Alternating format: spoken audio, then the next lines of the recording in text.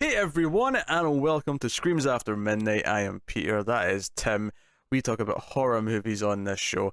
And in this episode, we're talking about a film called Thelma. And why are we talking about a film called Thelma? Now, we don't always need a reason, sometimes we just pick a movie and talk about it. But this is an episode where the movie came from the crypt. What is the crypt, you might ask? It's been a while. Was that a creaking noise, Tim? Yeah, I was opening up the crypt. Okay, alright. Yeah, we should probably get some sound effects. Yeah, we'll do some crypt sound effects and maybe a little CGI animation at the bottom where the crypt opens up and out pops the movie. Yeah, I don't know. look no further. I mean, I'll be your Michael Winslow. Just make whatever noise effects you need. All the kids at home are like, "Who's Michael Winslow?" It's like, watch Police Academy, children. Watch Police Academy. So, Or maybe not. Maybe don't watch it. I mean, I grew up in those movies. If you want to get the reference, sure. Yeah, I grew up in those movies, so I can justify 6 of them.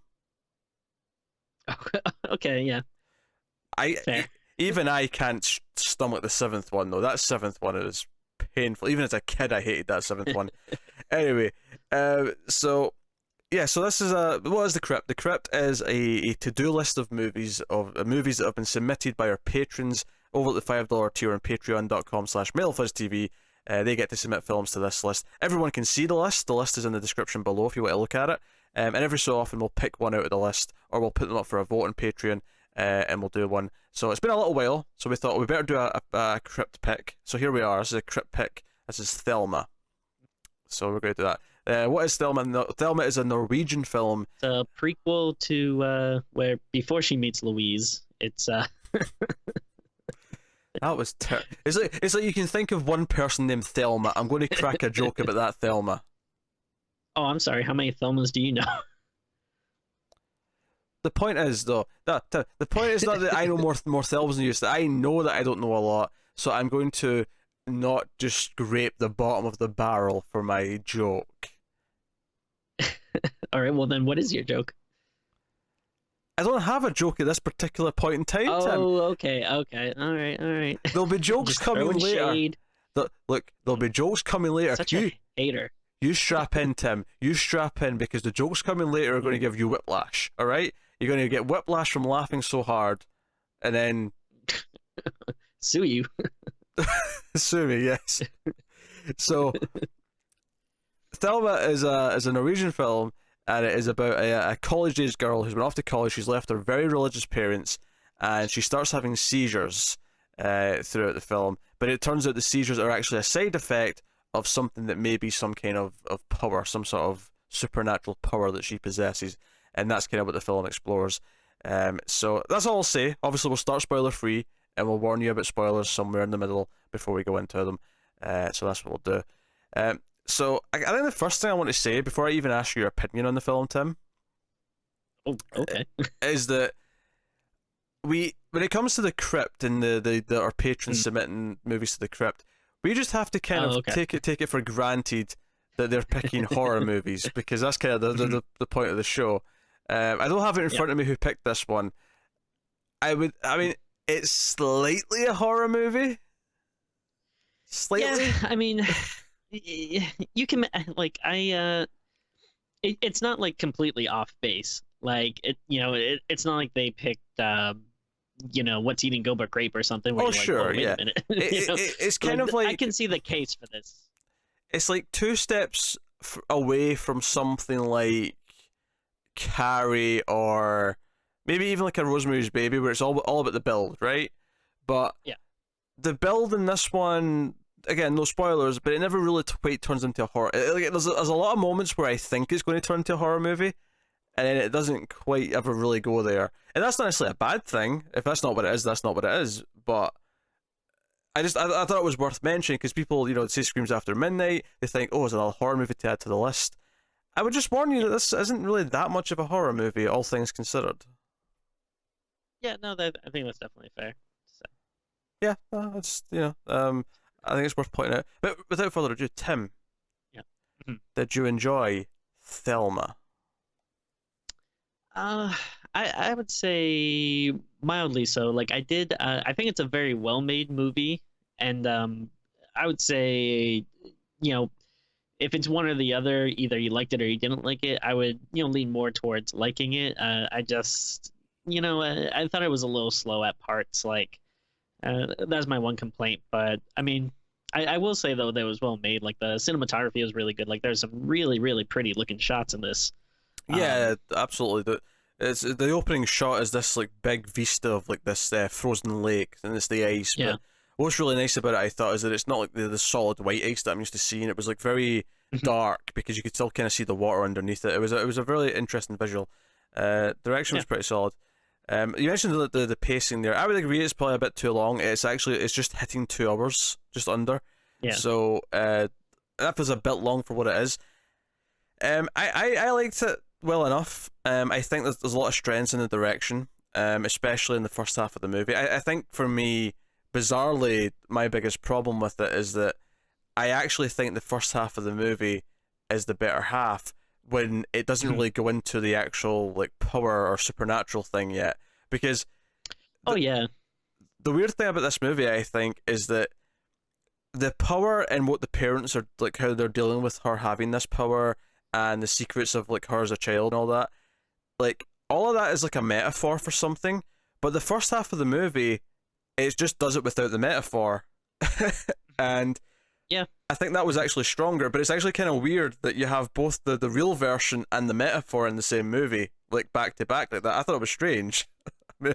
Yeah, no, that's definitely a good point. Yeah, because like the more interesting stuff is actually, I think the, and maybe something that you don't really see explored as often is this kind of, this stuff about Christianity, and I think like her kind of, being raised in this Christian family and then going off to, colleges, which, are younger kids and stuff. And then, especially nowadays, there are a lot of people that like, I think some of the most like interesting stuff was when she's hanging out with other classmates and they kind of like questioning her, like, oh, you're Christian? That's weird. Like, how, like, what is that like? Because, not that many, not that there's anything wrong with being like, religious or whatever, like, to each their own. But, yeah, I feel like there are people that do see that as being kind of weird nowadays, and I think a lot of that stuff was a lot more interesting than the kind of power stuff.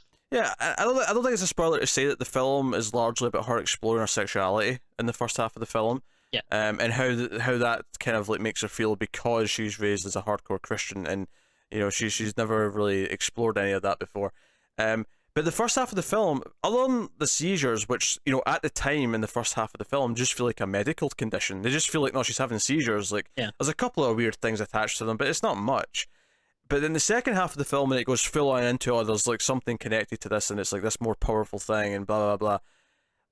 It was almost less interesting because it was doing such a good job in the first half of just being a drama about this girl, like, exploring her sexuality, how, like, the guilt she feels about that.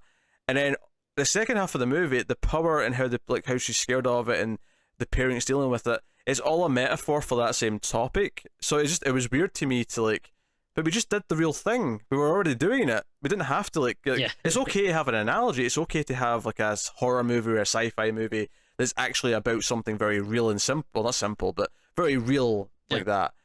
That's a great way of doing it, but it's weird to do both. And often a lot of times we see like some of the, I would say, a lot of the best horror movies end up being, these ones that are, like an analogy for something else. So it's horror and sci-fi is like a great medium to do that. But this is almost like the movie this reminded me most of, to a point. And again, to a point, was Raw. Remember Raw? Last year we watched that. Yeah. Where it was a college-age girl coming of age story. And the whole cannibalism thing was just a metaphor for like her becoming unleashed and like letting herself out, essentially. And I was getting vibes of that early on in this, but this one just kind of does everything straight face up value, and then goes into the metaphor afterwards, and it was just a little bit strange. I'm like, I almost didn't need the back half of the movie beyond a couple of points. I know, yeah, definitely. Yeah. And then I will also, I'll give it another compliment too. Sure. I really like the main actress, the titular Thelma, if you will. I thought she was fantastic. The titular Thelma. yes. Thelma. Let me just get her name here so we can actually. We can butcher her name if it's something weird. Uh, well, it's a little bit weird. I think it's just Ellie though. Eili Harboe is her name. Okay.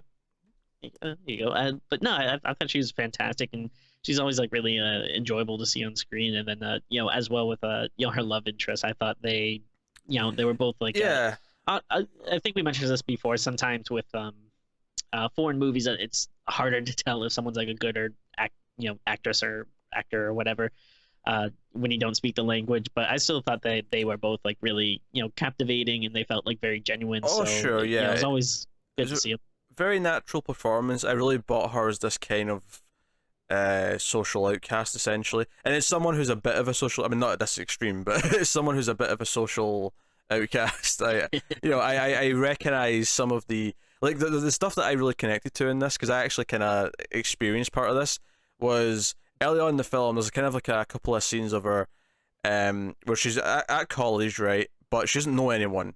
And I remember going through this where I went to college, and I remember feeling like almost everyone else came with some friends. Like they it's like most people, because I went a year later, so most people had came straight from school and they came as groups of friends. They intentionally went to the same place so they'd have each other. And I remember feeling like I was a loner surrounded by people who all knew each other. I remember that feeling. So I actually really connected with that part of it, because I was like, oh, that's true to life. I remember feeling that way. College, if you go alone and it's mostly other groups who already know each other, it feels so freaking lonely. It really does. It is like torture for that first little while. Because it's easier if everyone's alone, because then you all have to kind of try and get to know each other at the same time. But when it's lots of people who do know each other and you're like one of the few who don't, it's just kind of like, So I got that. I got that part of it. And my cat's kicking my monitor. I like a couple of friends that we all went to the same college together, so we would we roomed together and we'd hang out and stuff. But then like we all had completely different majors and stuff, so we'd see each other like whenever when we're hanging out. But then like once you'd actually go to class, then like I knew absolutely no one in class, and like it is definitely like difficult. Like you don't have anyone to sit next to, and it's weird. And if you if you're to have to do a group project, you don't really want to like approach people and stuff. It's I can get that. Yeah, I mean when that was like my first attempt at going to university. My second attempt when I focused in like TV and filmmaking, that was a very different structure, and it was like we were basically putting a tight, almost a classroom sized group right away, and it was like, so it was very easy to just quickly get to know each other, and so that was much easier. But again, that was a very specific different type of course that just kind of led itself to, especially since that was always working with each other. You'd always be set out in groups and you'd always just kind of get to know each other. But the first time when I tried to do history and a couple other things, that was I think that was technically my major, but like that was a soul destroying, mind numbing experience. Partly because I also thought it was really boring, but I feel like everyone wants to like. I knew so many people that wanted to like major in history because it sounds cool and interesting, but then I feel like once you kind of realize like, like what am I gonna do with this? Like, well, it's kind of I liked history in school. I thought the way it was taught in school I quite enjoyed. A week of doing history at university was like, oh my, I hate this. I hate it with a passion. No one's actually really like. I felt the lectures didn't really tell me much, and then I don't know. This is getting me off topic, but I didn't like it. I didn't like the way it was taught, more than anything else. But yeah, so I connected that with that part of the film. That felt true to me, and her, like everything with her, just like feeling insecure, and she doesn't drink, and it's again actually this is something I can also relate to because I don't drink at all. Now I don't have a reason for it. Like this is one of these things where when I tell people that I don't drink, they give me that look. It's like, I mean, especially, and I've noticed how different it gets as I get older, because when I was younger, I would just immediately get the what, why. Now that I'm a little bit older, and I'm old enough that I could have a drinking problem that I'm over. People are like, oh, are you a recovering alcoholic? I'm like, no, I'm not. I've just never drank. But people think that's weird, and there's that scene in this movie where the others are like, wait, you don't drink? That's weird. Why not? And she's got a reason. She's a hardcore Christian, and her parents raised her not to drink, and that's just who she is. But of course, that's part of her coming of age. Is she kind of, lets her hair down a little bit and tries. But I think what I love about the performance is that she always feels like it always feels like a real moment where she's sort of giving in to the peer pressure to do it. And she kind of wants to do it, but it's also kind of scary, and she's kind of worried about doing it, but she's also kind of like excited. But every time it happens, I feel the pull of both sides in her like her emotions, from her performance. Yeah, definitely. So it's very like good. a lot of times and a lot of times she has like the smile on her face, which kind of looks like it's like an awkward like, oh, I'm smiling, but at the same time I'm really nervous and scared on the inside. Yeah. Which I thought that was impressive. She's a very relatable character, despite the ridiculous stuff that happens later on. She's very relatable for a long time, very natural, and you really kind of root for her, during the film. And that's why I was kind of thinking in the back of my head, like, okay, I know just from the premise that she's got this power related to the seizures, and is this going to go down some sort of Carrie route where she goes, ballistic and evil by the end? Where's it going with this? And obviously we'll save that for spoilers, but that was almost like a deterrent in the movie, because I kept second guessing, like, oh, should I not be getting too attached? Am I going to be annoyed that I care this much come later on? Like, yeah, I was concerned about that. Yeah. I mean, yeah. It's kind of hard to, like, again, I don't want to complain too much, because like it's like you were saying, like, I don't know, maybe it's expectations too much if you know that there's like a sci-fi or horror angle to it. Yeah. You keep waiting for it to pop up. So part of me like I don't want to say I was getting like super bored or anything, but I was starting to feel like a drag at some points. And I do wonder though if part of that is because it's like, all right, so when are we going to get to the the twist or whatever, or the unveiling of powers or whatnot? Like if I was just coming in as like, oh, this is like a really interesting like drama about this girl kind of going to college and discovering herself and dealing with like her sexuality and religious upbringing, like then you might be like more into it and be like, oh, okay, like, yeah, this is cool. But I don't know, it's kind of weird. I mean, for me, that was the effective stuff. Once it got to the power, because the power itself, when it comes up, like, it is quite devastating, and you get like how this could be like a big deal. But I felt like after that, they kind of didn't really use it all that much, like or not to the extent that it really felt like they really like explored it. And because I immediately asked a question, and it kind of got answered by the end, but it was like, why isn't this being asked immediately? Why isn't this like something that she's like questioning and thinking about and talking about? And it was just a little bit frustrating in that regard, the way it like handled that once it got to it. But like I said, the performances are very good. It's shot very well. I think the opening scene's fantastic. The opening scene, not only does it look great, but just what happens in it. It's a flashback to when she was a little girl. And the dad's taking her hunting, and again, this is the opening scene, so I think this is kind of safe to say what this is before spoilers. But she's with him as the dad's hunting, and they find a deer, and in the snow, it's winter, and he's like, shh, don't say anything, right? And she's got her eyes on the deer, and he pulls up his gun, and again, this is the opening scene. I have no idea, like, all on what I've read in the premise, what this movie is. And the dad like turns the gun to the back of her head, and you're like, what? Why?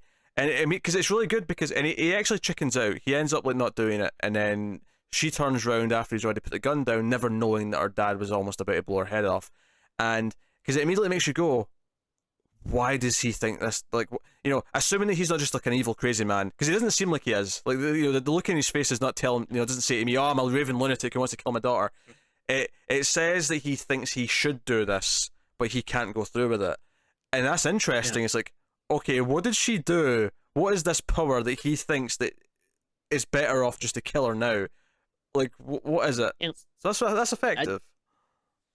I think that was just a fantastic scene, and it hooked me in right away. It's just like, because immediately you're thinking like, ooh, okay, so this, is this girl like a demon or something? She has these powers. Is like, the dad's afraid of her. Is she like a weird, creepy kid? What's going on?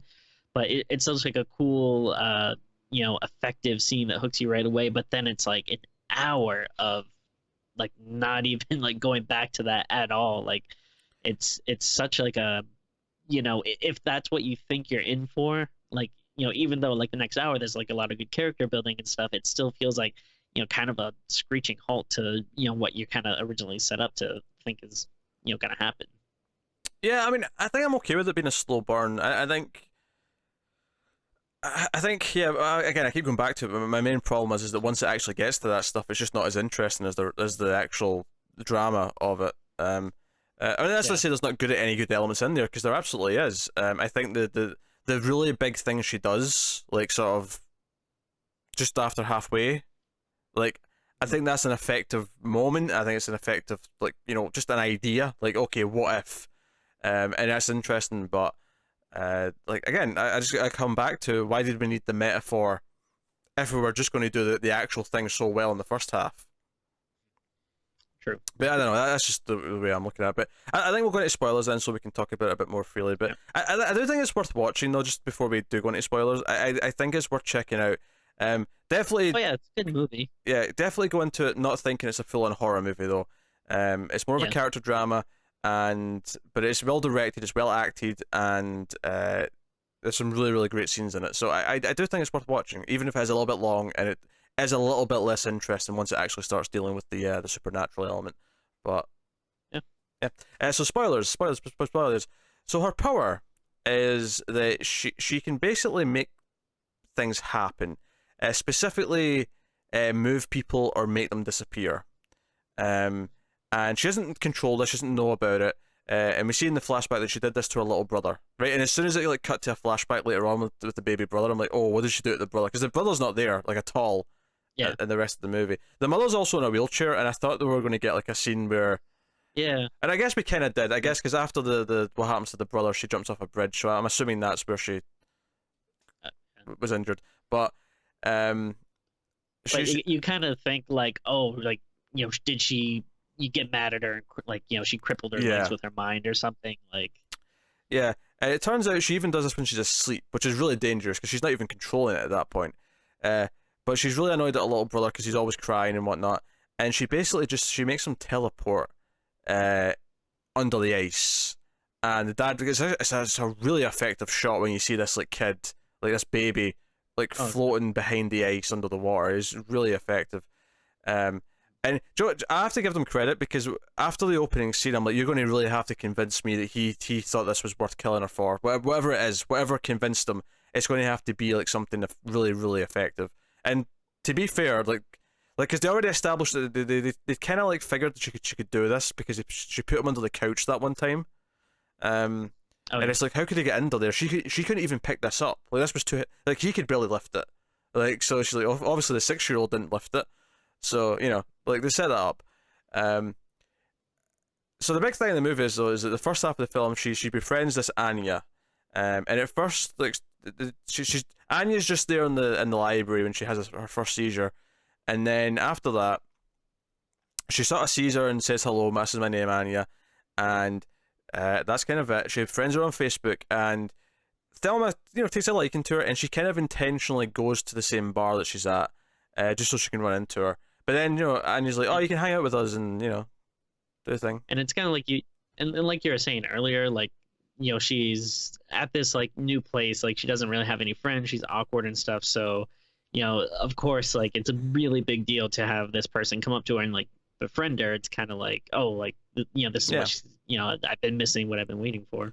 Yeah, and they end up, she ends up sitting with her friends and with her all night, and then later that night she's looking at the phone, and she's, Anya posted a photo of her, with her, in a group photo on Facebook, and she's all like excited, and it's like, and I like this just of social media in movies, by the way. Some movies can overdo it, but this is just true to life now. Is like, this is what she would be looking at. Yeah. So, but and it's never like a plot point really or anything. Oh yeah, it's just like a very like, oh, this is realistic. This is like how this would go down or whatever. Absolutely, yeah.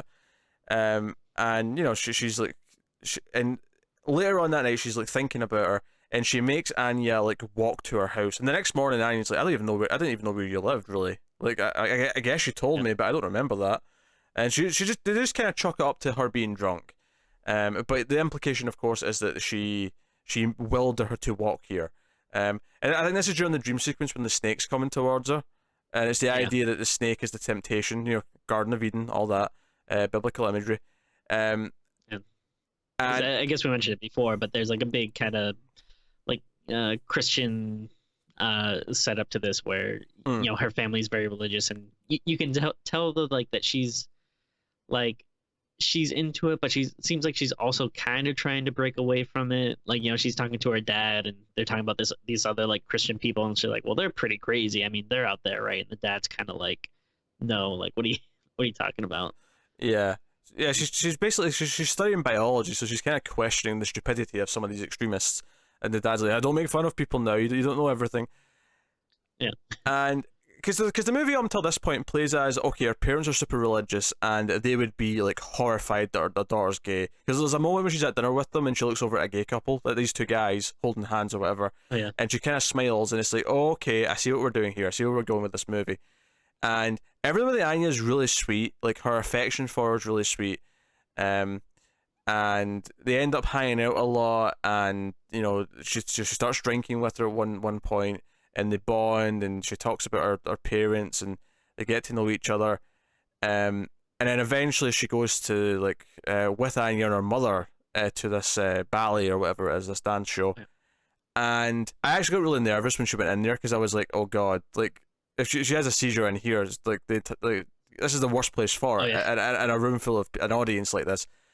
And she does actually kind of get it feels one. like they were setting it up, like they were kind of you see the thing on the roof starts like shaking. Yeah, well, she's kind of fighting it. She's kind of holding her hand and she's trying to fight it. But it happens because Anya during the show starts to touch her leg. This is the first real sexual interaction between them, and it's really the first time that it's confirmed that Anya's kind of feeling that way back, and Anya's kind of touching her leg and so on, holding her hand, and she leaves. And one of the things that I thought was interesting, and what I thought was done really well, is the idea that clearly Thelma wants this. She's after the night that Anya spent at her place, just to because she ended up there that night and she slept in the same bed. She finds a hair the next day and she sort of smells the hair, and it's like clear how much she cares for her and how she's attracted to her. She really wants to be with her, but when Anya makes a move, it makes her uncomfortable. At the party when they get high, or at least she thinks she gets high, she then has a dream of Anya making a move on her and proper flat out groping with her, and then it turns out it didn't happen. But as she's thinking about this, we get this vision of a snake getting into her mouth, and again it's a temptation. The snake's tempting her. So it's the idea that every time she thinks about this and she wants this, she's then reminded of her upbringing and she feels guilty and she wants to run away from it. Just like the scene after the dance hall scene, Anya chases her out and kisses her, and Thelma kisses her back, and the kiss happens for a little bit, and then Thelma gets scared and worried and runs away. She can't hold. So the movie at this point is purely about a girl who's got really conservative religious parents, and she's gay, and she's been told not to be this her whole life, and she's kind of discovering it, but she's scared. And as that, the movie's very good. Up until this point, it is hitting all these points. And you can almost argue the seizures, because the doctor says these seizures are caused by stress. They're not epilepsy. It's maybe a stress thing. And it's okay. You could argue at this point that's all they are. Other than the fact that the parts of the building are shaking as well. That obviously that's the one thing that's full on supernatural. But it was funny. The ballet scene actually reminded me of Batman Begins. Just the way it was shot, I can see that. It keeps cutting to the dancers, up close dancing intense, and then it cuts to her looking all scared in the audience, so I thought that was funny. And then she's got a fear of ballerinas, and then she'll become ballerina girl or ballerina woman as a vigilante later. That could be interesting. And then talking about the high scene or whatever, where she thinks she gets high and then they start making out. It's so weird because I didn't realize it was a dream sequence at first, so I was just wow, this is a pretty crazy party if they're just let's pretty much just have sex right in front of everyone. I think you're not supposed to know it's a dream sequence. They're going at it. Yeah, I think you're not supposed to know it's a dream sequence, and then maybe sort of as it goes further and further, maybe start to think, oh wait a minute, this is a bit far, and then she because we get a flash of this later, when it turns out she was actually playing with herself. Like, to everyone else in the room, she was actually doing that to herself, and that's why they were making fun of her. Which is awkward. That is like, yeah. God, that'd be like really hard to come back from, in all honesty. I mean, it's one thing if you know you're doing it and you're like, screw it, I'm just going to do it, I don't care. And it's another thing if you're not aware you're doing it and people are noticing and it's like, oh, geez.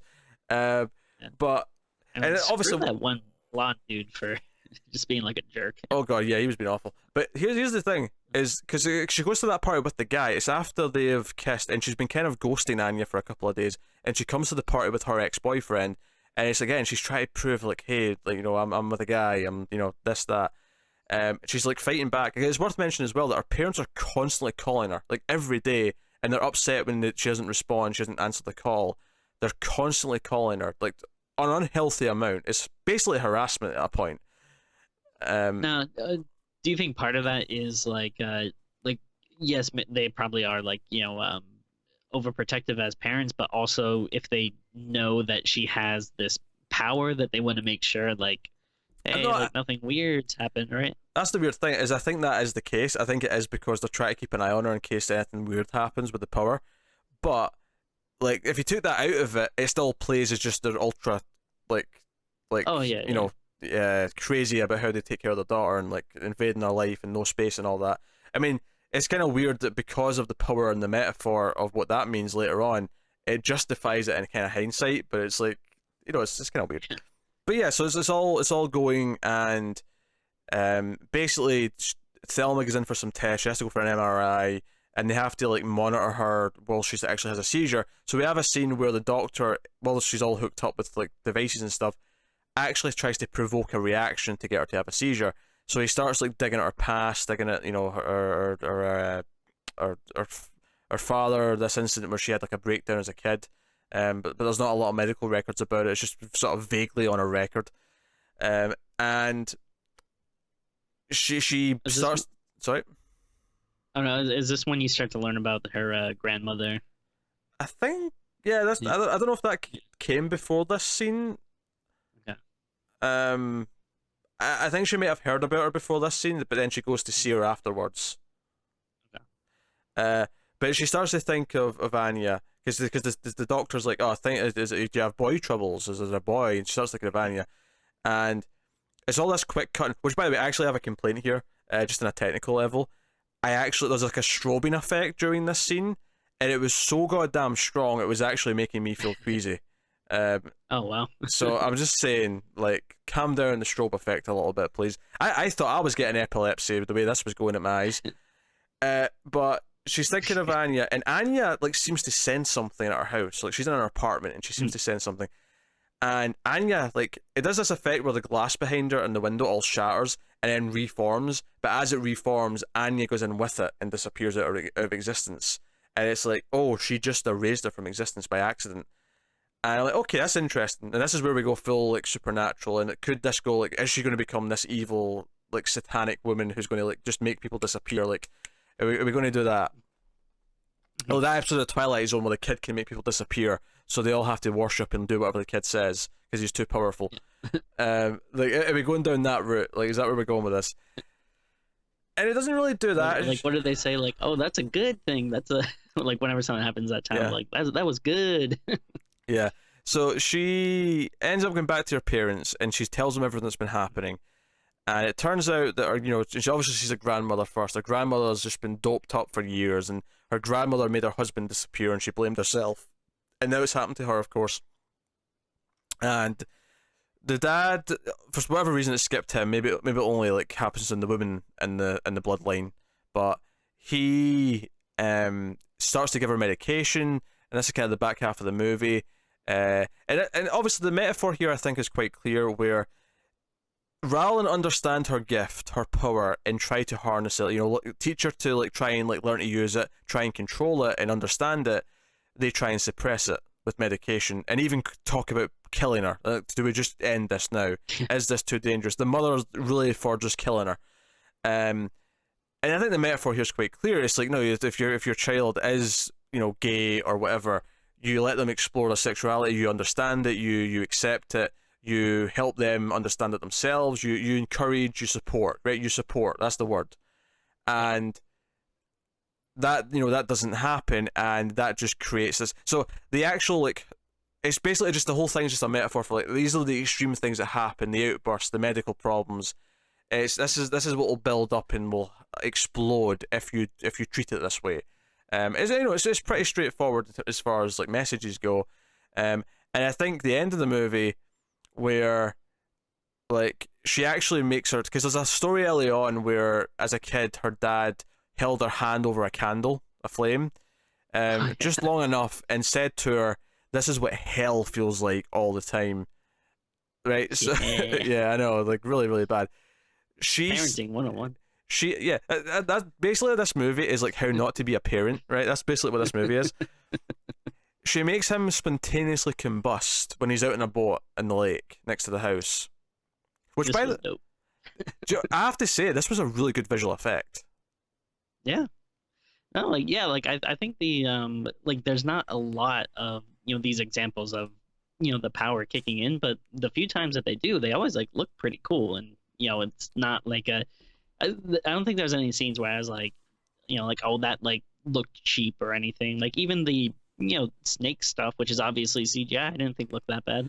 Yeah, they had a few effect scenes, and they spent their money wisely, it seems. But I think that fire one stuck out to me, though, because it was like, I don't know, like, that's the sort of effect that I've seen before, and I usually expect it to look like shit, but it looked pretty good.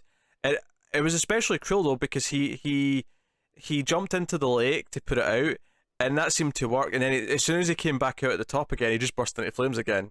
And I was like, that was darkly kind of funny, almost. Like, no, the water's not even going to help. You're just going to keep burning. And she goes out to the water to swim in it and try and help him. And there's this weird thing where she comes out of the water, and it's the swimming pool, because she's had a few scenes at the swimming pool at this point, back at the college. And, Anya's there, and Anya kisses her. And then it cuts back to her, and she's just on the shore of the lake. She's on the side of the lake, and it's like she's had this kind of rebirth, this kind of, like, awakening, where she's accepted what she is and what she can do.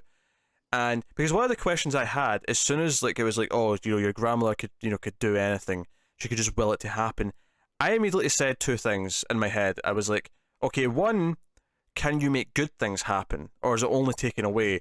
And secondly, can you then bring Anya back? Like, can you bring someone back that you've taken away? I immediately said that, and we actually see that she can do good things, because she cures her mother. She makes her mother walk again, and she doesn't have a seizure. She just steps in and just, like, holds her leg, and just, and you can see where it was going. I kind of knew this was about to happen, but sure enough, her mother gets up out of the wheelchair, and she's walking around, and Thelma walks off all defiant and, like, strong and proud, and, like, away from her parents, away from the closeting, if you will, that her parents have kind of enforced upon her, and the idea that the power just represents, like, sexuality, or whatever it may be that a parent might try to suppress because they're not happy with it. Imagine what you could do with that power. Just, like, anytime you want a pizza, it just, like, shows up, like, right at your door. Tim, you could make an entire building appear that cooks you pizza 24/7, and all you can think about is, oh, a pizza appears at my door. I mean, yeah, I might be a little hungry, but I'm a little peckish myself, Tim. I'm not gonna lie, I'm a little bit peckish myself. And then she goes back to the college, and sure enough, Anya comes up behind her and kisses her, and she's there now. In fact, we know she's back as well, because her phone rings, and you see Anya's name on the phone. I mean, it's not 100% confirmation, but it's an implication that as soon as she comes out of that water, Anya's back. That she came back into existence because of this. So I think, I mean, I suppose if I'm going to, like, continue with the metaphor, what does the baby brother represent? If this whole thing is a representation of someone's sexuality and the parents try to suppress it, I guess the baby brother actually represents what the parents think of as the normal child they're losing, because their kid is different. Oh, okay. Does that make sense? Like, the baby brother represents what she would be if she was normal in their eyes. Okay. Yeah. And she killed that normal person because she's the way she is.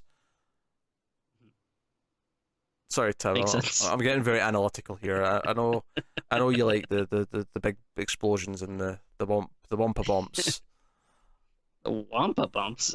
The wampa bombs, yes. Okay. No, you know Wampa is a creature from Star Wars, right? I didn't. I'd forgotten that.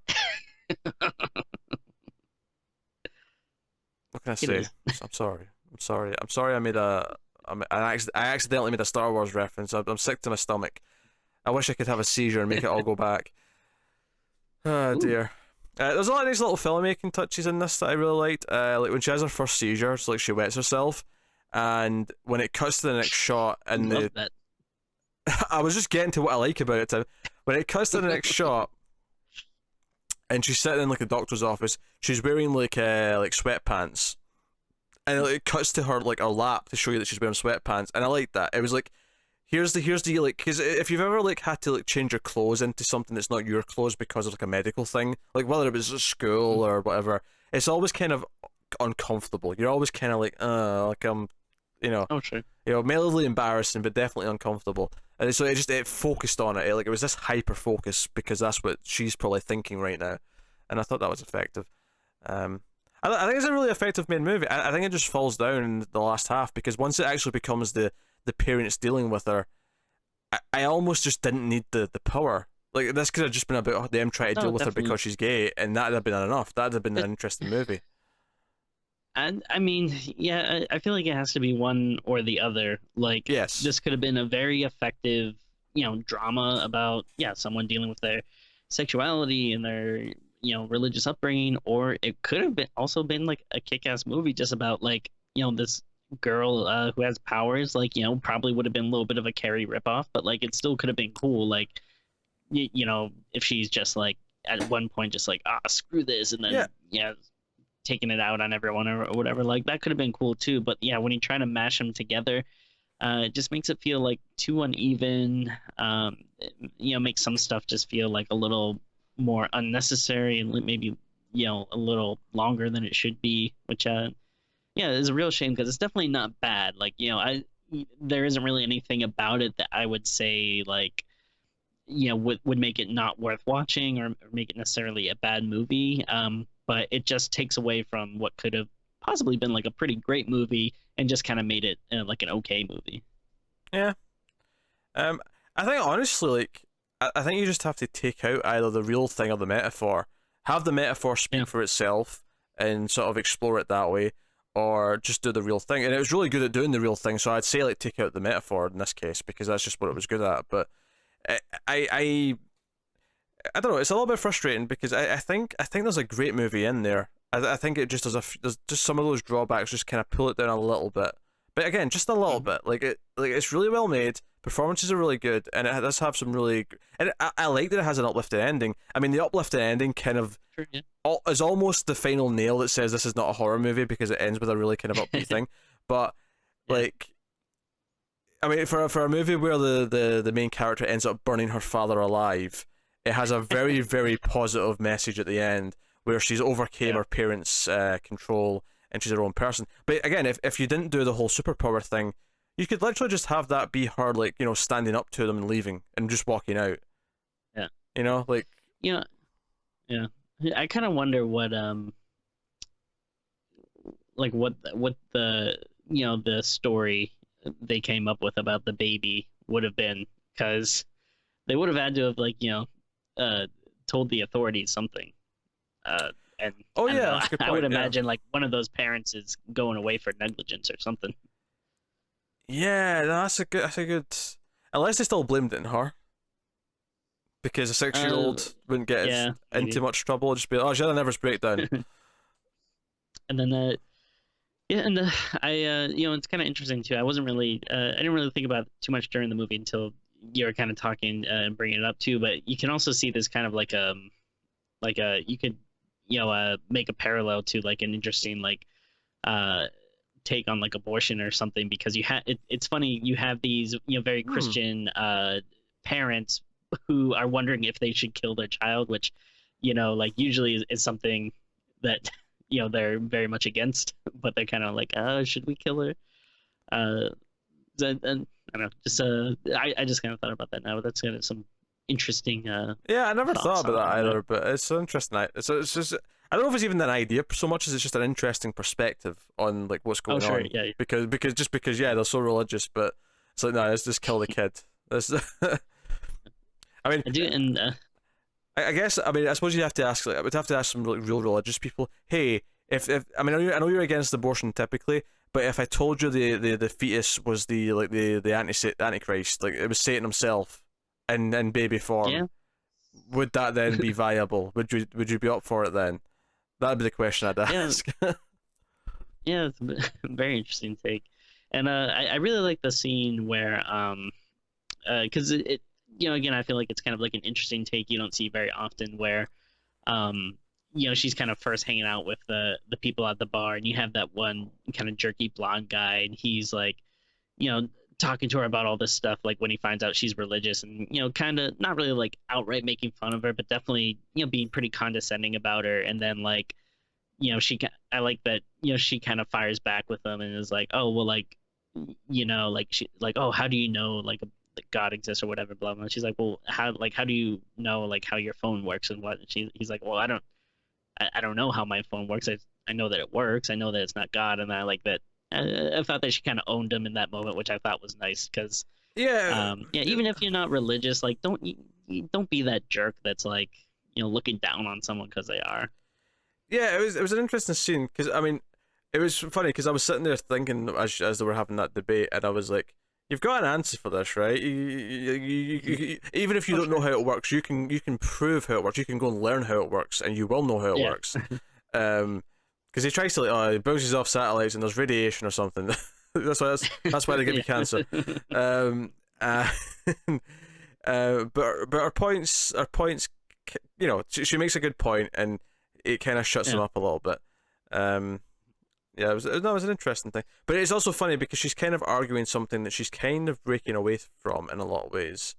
Um, Oh yeah, well, again, I think that's maybe another interesting thing that probably didn't get explored enough. Where, like, I like that, she's torn like a little bit. Like, it's clear that she, isn't as into this faith, as like her parents are and stuff. But it doesn't, it seems like she's not 100% willing to give it up. So, I think that struggle is kind of interesting, and yeah, maybe could have done with I into it a little bit more. I guess by the end, because it was about her breaking away, but it never really established at the end if she still like was religious. Like at the end of the movie, does she True. still believe in God? Does she still believe in this stuff?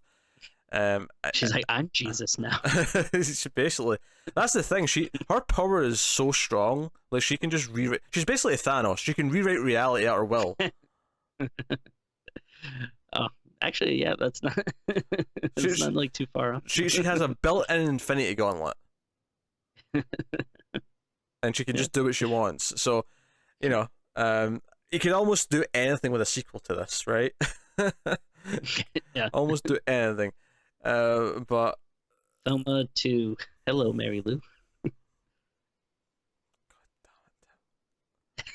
God damn it, call it Thelma and Anya just to confuse people. Thelma and Anya. Okay. Is that a sequel to Thelma and Louise? What? What? Anyway, I think it's a pretty solid. It's a really well made movie. Really good performances. Uh, Excellent first half. I think the actual power stuff brings it down a little bit in the second half. I don't know if I needed it. Yeah. But I do like the ending. Uh, and yeah, so if we're going to rate the movie, Tim, where are you landing on it? I feel like it's a little harsh, but Oh like God. I I can't go too high. Even though there was like a lot I liked, it's just yeah, it's the unevenness. It was the slowness at parts, and yeah. So I'm gonna go with like a 6.5, which feels a little low, considering like there was some stuff that I thought did exceptionally well. Like again, just the look of the movie itself was just really impressive. Like another thing I liked is whenever they did like those really like like wide shots like when or like when they would like show like the school from like above, and just Yeah. and then kind of like slowly like zoom in like I always thought like that stuff looked really because impressive. it mirrored that at the start and the end, because at the start it like started Yeah. wide and went into her really close, and then at the end of the movie it started in with her with Anya, and then it pulled out to sort of a similar shot. Yeah. So like I really like that stuff. So I think it easily could have been like maybe like like an 8-ish territory if it was just a little more focused, a little tighter. But I feel kind of bad because I didn't enjoy it. But that's my score. Yeah. You know, it's funny talking about it. I think I like it a bit more than I actually started. I do have some problems with it, but I do think it's really well made. And like I say, I wouldn't recommend it as a horror movie. Like, obviously that's weird to say because you're coming here for Screams After Midnight. You're coming for horror movies, but I wouldn't actually recommend it as that. I'd recommend it as a pretty good character drama that happens to have this extra element on it. Yeah. Again, if I wasn't going in, also maybe expecting something a little bit more horror-ish, that might have painted my perception as well. Yeah, I'm giving it, I think, a 7.5, but I'm really tempted to give it the 8. Like, I'm really, because it's so, when it's good, it's really good. Like, it really is. I wouldn't argue with that. Yeah. I mean, I think it easily could have been if it was, just more focused as one thing. Yeah, so I'm gonna have to go with 7.5. I'm gonna have to go with the it's like if we did like a full like 10-point decimal system, right? I would probably give it like a 7.9 because it's so close. It is like just it is so close. But I can't do it, and I don't round up in that sense. It's just whatever it's made it to and no more. But it's so close, and I feel bad, but like it's just a little bit murky with its second half, and it's just a little bit too long. But there's a lot of great stuff. I still recommend checking it out though if you like the sound of what we've said. But that's Thelma. I was I was glad I watched it. Like I definitely didn't regret watching it or anything. So props to whoever recommended it. Yeah. So that was a movie from the Crypt. So that was a fairly positive. I mean, it's some issues, but fairly positive. It's a bit of a crapshoot with the movies you guys submit sometimes, to be honest. I would say probably because I think we did about 3 Crypt picks at this point. Sounds about right. Yeah. Yeah, because I think it was what was that first one? Something about eyes, like. Oh, My Little Eye. Yeah, it was My Little Eye, High Tension, and then this one I believe were the 3 that we did. Unless we did another one and I'm forgetting, but I would say of the 3, I like this one the best, probably. I don't know. Actually, this and High Tension are probably in similar place for me, but that's fair. But no, that's Thelma. So, if you have seen the movie, let us know what you thought of it in the comments below. By all means, we mentioned Patreon, of course, because this did come from the Crypt, which is our to-do list that patrons submit to. But we should also mention you can get some other stuff over there. You get to vote once a month on an episode of Screams After Midnight, and we're constantly trying to think of other new perks to add. Specifically, the $1 tier. There's not a lot for Screams in the $1 tier, so we're trying to think of something to add in there. But more on that when and if it happens. When it'll be when. But that is so check that out at patreon.com/MailFuzzTV, and you can support us that way. You also support us, of course, by liking, subscribing, and all the rest of it, all the other usual things that people say on the YouTubes, or review the podcast on iTunes if you're on the audio feed, whatever. All that's cool. But that is us, so thank you once again for watching or listening, and we always appreciate it. Keep watching Scary TV, guys. Scary TV, sorry, I'm thinking we're doing Tales from the Crypt here. Keep watching scary movies, guys, and we'll see you next time.